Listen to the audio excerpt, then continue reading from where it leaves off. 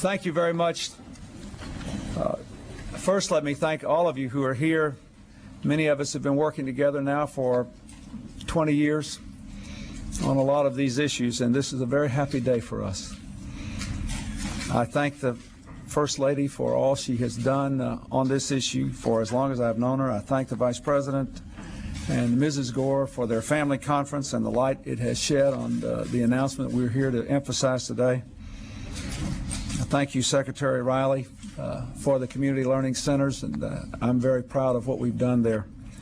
Thank you, Bill White. I'll talk more about your contribution in a moment, but it is truly remarkable. And I thank Rand and Deborah Bass for giving us a living, breathing example of the best of America, parents who are working hard to do their jobs, but also determined to do their most important job very well with their children. I thank Senator Feinstein, Senator Dodd, and Senator Boxer for being here. Tomorrow, in the State of the Union address, I will spell out what we seek to do on behalf of our children to prepare them for the 21st century. But I want to talk a little bit about education today and about this announcement in that context. Education must be our nation's highest priority.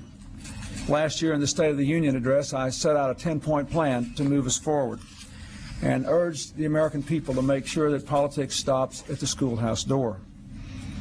Well, we made a lot of progress on that 10-point plan, a remarkable array of initiatives to open the doors of college to every American who's willing to work for it.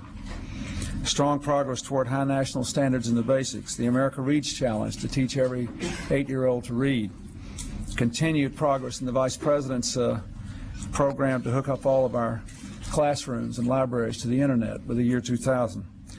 This has been the most important year in a generation for education reform. Tomorrow I'll set out the next steps on our continuing road.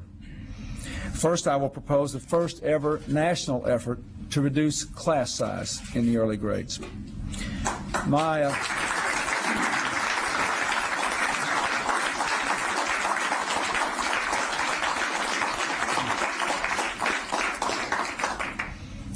Hillary and I worked very hard 15 years ago now to have very strict class sizes at home in the early grades, and it was quite controversial and I think enormously beneficial when we did it.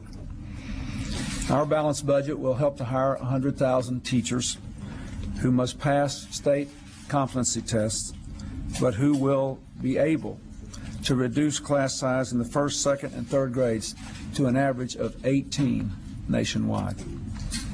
Second,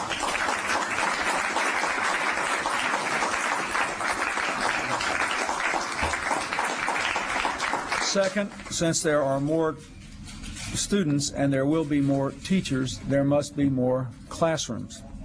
So I will propose a school construction tax cut to help communities modernize and build new schools. Third, I will promote a national effort to help schools that follow the lead of the Chicago system in ending social promotion, but helping students with summer school and other programs to give them the tools they need to get ahead. All these steps will help our children get the future they deserve. And that's why what we're announcing here is so important as well. Every child needs someplace to go after school. With after-school programs, we can not only keep our kids healthy and happy and safe, we can help to teach them to say no to drugs, alcohol, and crime, yes to reading, sports, and computers. My balanced budget plan includes a national initiative to spark private sector and local community efforts to provide after-school care, as the Secretary of Education said, to 500,000 more children. Now, let me say, in addition to all the positive benefits, I think it's important to point out that the hours between 3 and 7 at night are the most vulnerable hours for young people to get in trouble for juvenile crime.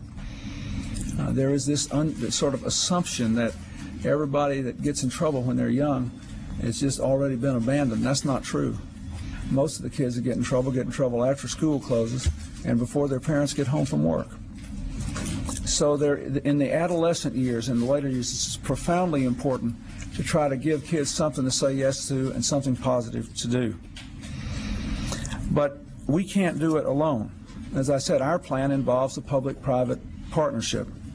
So it's fallen to me to announce that our distinguished guest from the Mott Foundation of Flint, Michigan, has pledged up to $55 million to help ensure that after-school programs supported by federal funds are of the highest quality.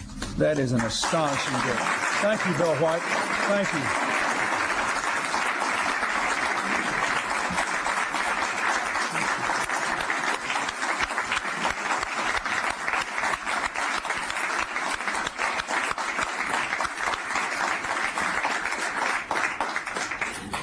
We are determined to help Americans succeed in the workplace, to raise well-educated, healthy kids, and to help Americans succeed at the toughest job of all, that of being a parent.